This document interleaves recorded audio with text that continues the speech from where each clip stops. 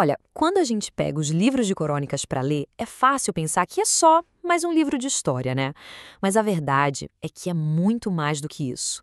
É uma história contada com uma intenção muito, mas muito clara. Foi escrita por uma nação que estava em crise, que precisava desesperadamente olhar para o seu passado para conseguir enxergar um futuro. E para a gente entender a alma de Crônicas, a gente tem que começar pelo fim da história, pelo desastre. Essa frase aí, ela é o ponto de partida. O povo para quem esse livro foi escrito já sabia disso. Eles estavam vivendo essa realidade. Então a história não está sendo contada do alto de um palácio, mas lá do exílio. E a grande pergunta que ecoa em cada capítulo é: meu Deus, como é que a gente veio parar aqui? É isso aí. Crônicas é, no fundo, um grande projeto de resgate da identidade nacional.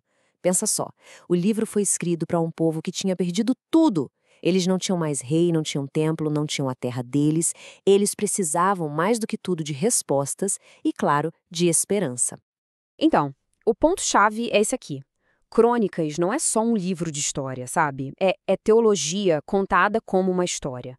O autor ele não está só listando fatos. Ele está escolhendo a dedo os eventos. Ele está moldando a narrativa para passar uma mensagem muito forte sobre quem Deus é, sobre o que Israel deveria ser e principalmente sobre como a nação poderia se reerguer.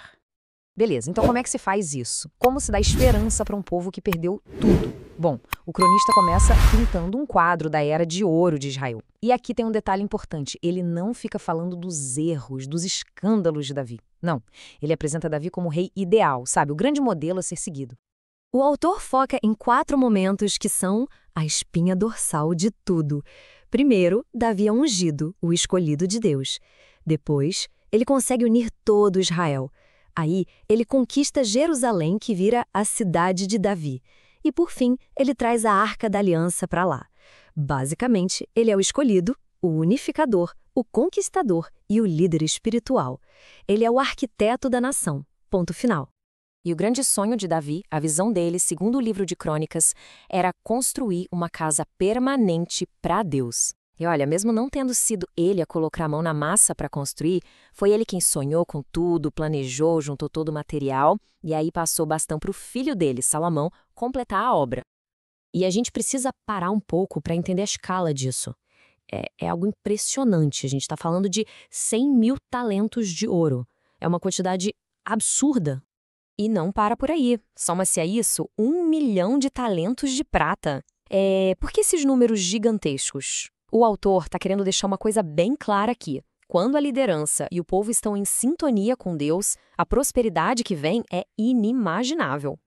E aí, com Salomão, aquele sonho de Davi vira realidade. O templo é construído. E não é só isso. A glória de Deus desce de um jeito que todo mundo pode ver. O reino chega no seu auge. Sabedoria, paz, riqueza. Esse era o ideal. É essa imagem que o povo lá no exílio precisava ter na mente. Era nisso que eles deveriam mirar. Só que, como todo mundo que ouvia essa história pela primeira vez já sabia, essa Era de Ouro não durou para sempre. E agora a narrativa muda de tom. A gente chega no ponto de virada, no momento trágico em que aquele Reino Unido se quebra em pedaços. A pergunta que fica é essa: como é que uma Era de Ouro assim simplesmente se despedaça? E a resposta que Crônicas dá é direta. A rachadura não veio de fora, de um inimigo. Veio de dentro. Uma falha de liderança. Uma única decisão que teve consequências catastróficas. Tudo se resumiu a esse momento. Depois que Salomão morre, o filho dele, Roboão, assume. E ele se depara com uma encruzilhada. De um lado, o conselho dos mais velhos, da galera que tinha trabalhado com o pai dele. Do outro, o conselho dos amigos dele, da turma mais jovem. E olha a diferença dos conselhos. Era o dia e a noite. Os anciãos disseram basicamente: seja bom com o povo, fale com eles com jeitinho e eles vão te servir para sempre. Já os jovens, a abordagem foi outra. Meu dedo mindinho é mais grosso que a cintura do meu pai. Eu vou castigar vocês com escorpiões. Ou seja, era serviço contra a força bruta. E a escolha que Roboão fizesse ia selar o destino do reino. Adivinha qual ele escolheu? Pois é, Roboão foi pelo caminho da dureza, e a resposta do povo foi imediata e definitiva. Esse grito aí, que parte temos nós com Davi, foi o grito da separação. 10 das 12 tribos simplesmente foram embora. Ali, naquele momento, A unidade do reino de Davi acabou. Fim da Era de Ouro. E a partir desse ponto, a história de Judá, que é o reino que sobrou no sul, entra numa espécie de padrão, um ciclo. O autor não está só fazendo uma lista de quem foi rei depois de quem. Não. Ele está ensinando uma lição muito clara de causa e consequência. Um ciclo que se repete: fidelidade e infidelidade. E a mensagem central do livro de Crônicas é basicamente essa. É simples e direto. Um rei obediente a Deus, o resultado é prosperidade. Um rei desobediente, o resultado é desastre. É essa lente que o autor usa. Cada rei que vem depois é julgado por um único critério. Ele foi fiel à aliança com Deus? Ele cuidou da adoração correta no templo? A saúde da nação, percebe, estava totalmente amarrada à saúde espiritual do líder? E para deixar esse mais claro do que água, o autor nos dá um estudo de caso perfeito, um contraste entre pai e filho. De um lado, o rei Acás, que foi infiel e trouxe a ruína.